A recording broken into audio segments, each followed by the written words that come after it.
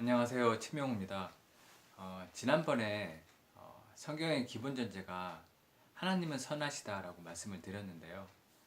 오늘은 이 기본 전제가 왜 중요한지 또 어떤 역할을 하는지 세 가지만 살펴보고자 합니다. 첫 번째는 이 기본 전제가 구원과 관련이 있다는 점입니다. 구원. 네, 두 번째는 성경을 보다 명확하게 해석하는 데 도움을 줍니다.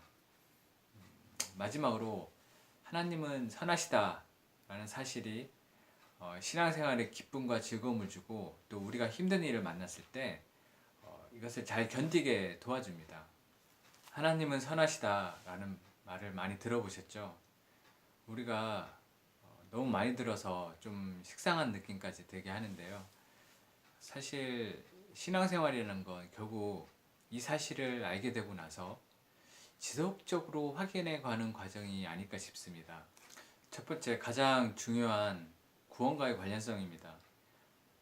하나님을 어떻게 생각하느냐, 어떤 분을 알고 있느냐, 또 어떻게 느끼고 있는가. 이 생각이 그 사람의 영원한 운명을 결정한다는 생각을 해봤습니다. 성경에서 예를 하나 들어보겠습니다. 우리가 달란트 비유라고 알려진 아주 유명한 성경 말씀이 있죠. 그 말씀에서 악하고 게으른 종이 가졌던 생각을 같이 살펴보시죠. 예수님이 직접 이 비유를 말씀하셨는데요. 마태복음 25장 24절에서 25절입니다. 이 중에서 일부만 인용해서 말씀을 드리면 이렇게 나옵니다. 주인이여 당신은 굳은 사람이라 심지 않은 데서 거두고 해치지 않은 데서 모으는 줄을 내가 알았으므로 두려워하여.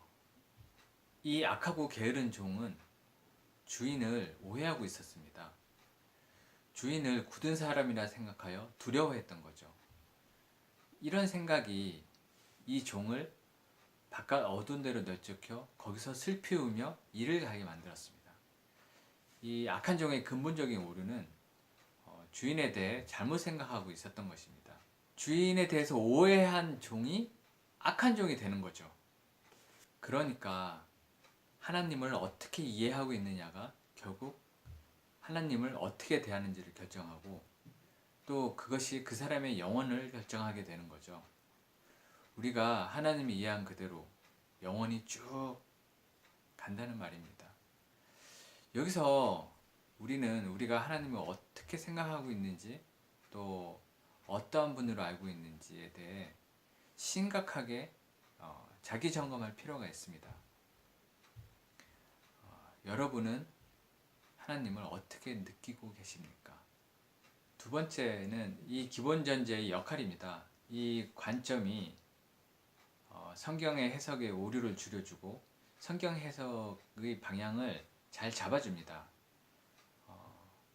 그럼 이 성경을 해석하거나 이해하려고 할 때 이 관점이 어떻게 작용하는지 좀 살펴보시죠. 성경을 읽을 때 사실 그냥 읽잖아요. 하나님은 선하시다 뭐 이렇게 생각하거나 그걸 뭐 가슴에 염두에 두거나 그렇게 읽는 건 아니잖아요. 그렇기 때문에 쉽게 오해하는 것들 몇 가지만 예를 들어볼까 합니다. 누구나 잘 아는 아담 이야기를 해볼까 합니다. 아담이 선악과를 따먹고 나서 에덴 동산을 거니시는 여호와 하나님의 소리를 듣고 숨어버립니다. 그런데 이때 명령을 거역하고 반역한 아담에게 하나님은 어떻게 하셨나요? 창세기 3장 9절을 보면 아담을 부르시며 질문하시는 하나님을 볼 수 있습니다.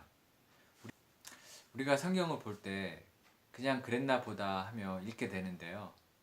하나님이 선하시다라는 생각을 가지고 보면 이 구절은 약간 다르게 느껴집니다. 우선 보시면 하나 빼고 다 먹을 수 있었거든요. 그러니까 거의 완전한 자유를 주셨다는 점을 읽어낼 수 있습니다.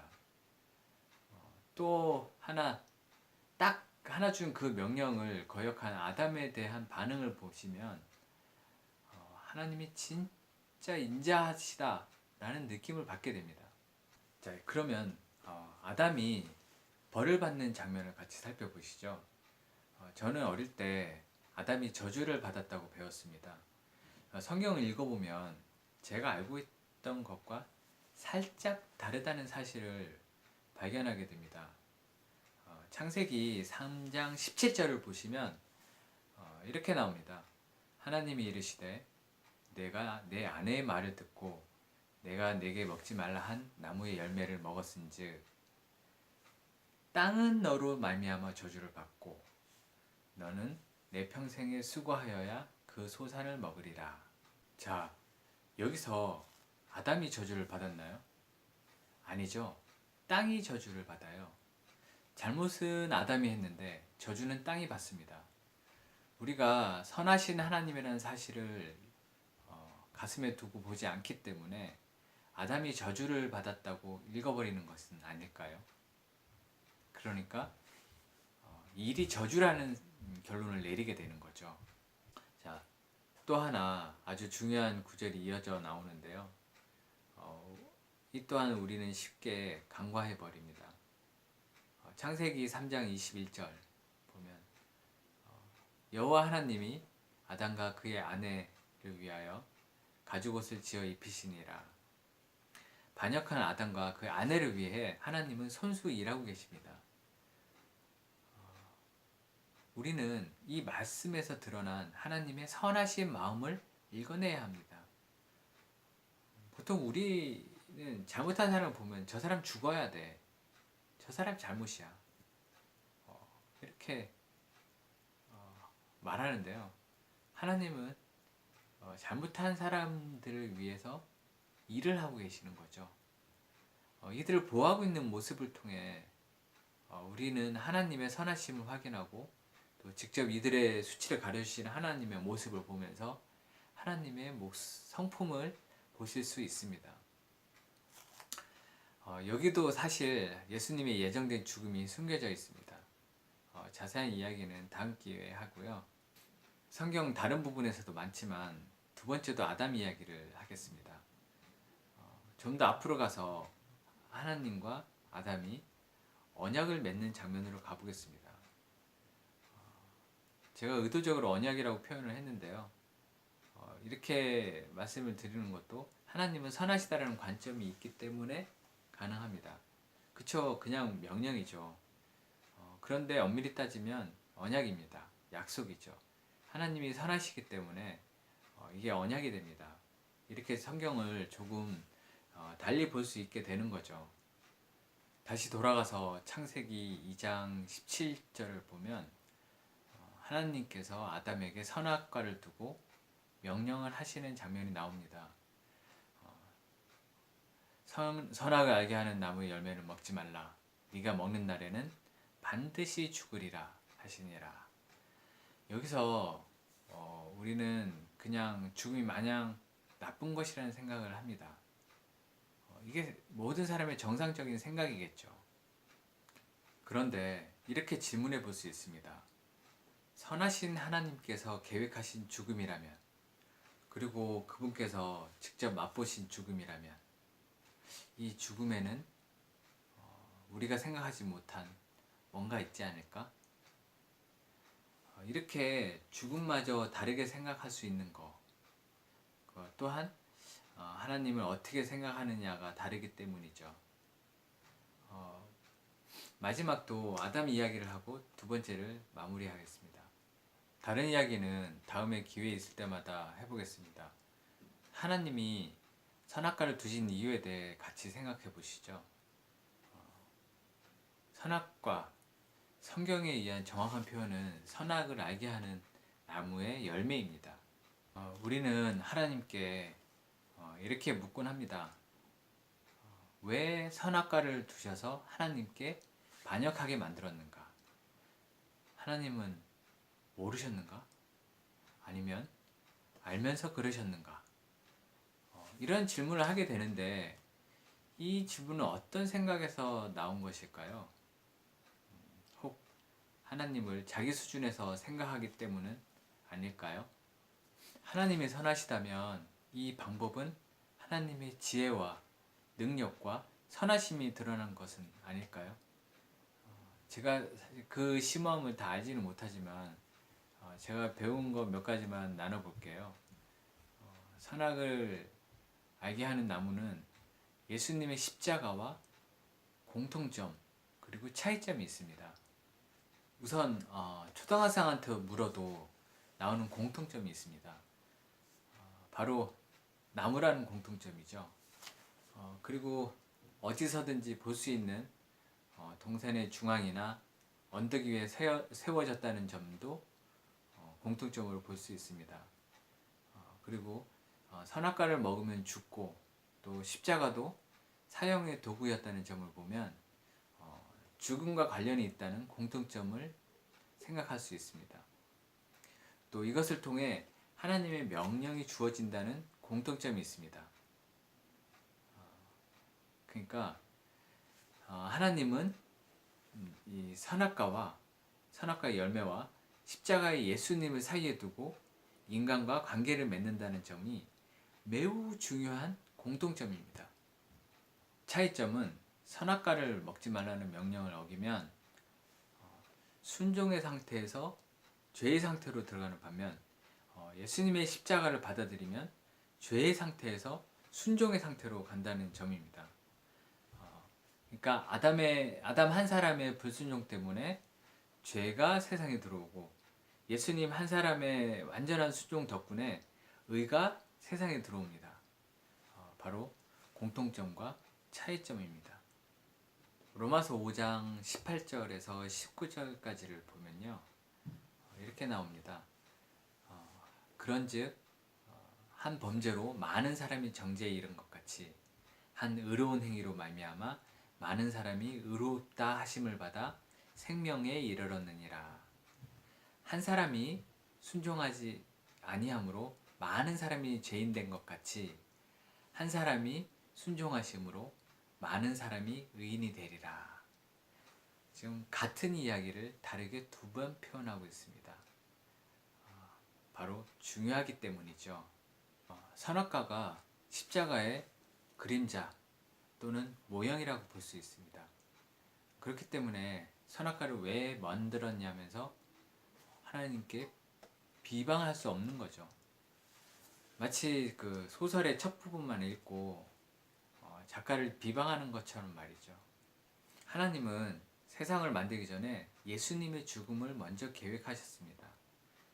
선하신 하나님이라는 속성을 훼손하지 않고 에덴 동산에 선악과를 둘 수 있었던 것은 바로 예수님의 죽음 때문에 가능한 것입니다.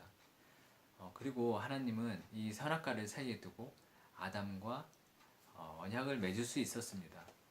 언약을 맺을 수 있는 대상이 된다는 것은 하나님의 형상의 한 면입니다.